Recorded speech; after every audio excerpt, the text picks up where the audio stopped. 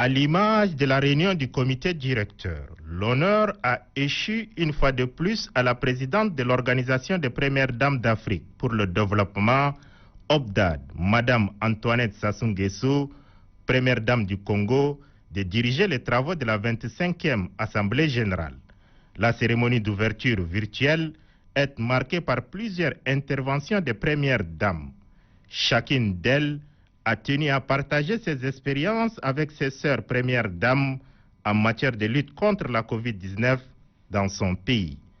Intervenant depuis son bureau au palais présidentiel, la Première Dame Hinda Déby Itno, présidente fondatrice de la Fondation Grand Cœur, a précisé que le thème de cette année est une invite à une synergie d'action de toutes les Premières Dames d'Afrique pour relever un défi commun, celui de porter l'estocade à la propagation du virus de la COVID-19.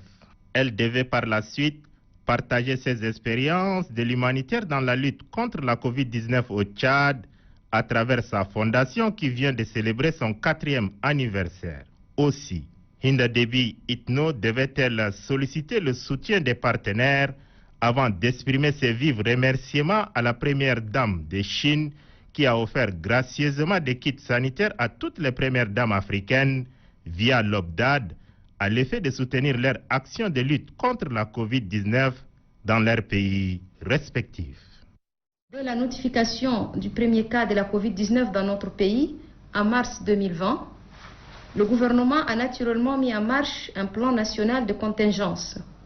La Fondation Grand Cœur, que je préside, s'est bien vite approprié ce plan national en apportant sa modeste contribution dans le cadre de cette lutte qui interpellait toute la communauté nationale.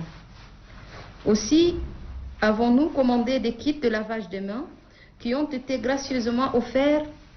J'ai personnellement réalisé un spot radio et télé sur le danger que représente la COVID-19 et la nécessité absolue pour mes compatriotes de respecter les mesures en lien avec la distanciation sociale et le port de masques. Je note que les campagnes de sensibilisation ont été intensifiées par les différentes structures de la Fondation dans les 23 provinces de mon pays.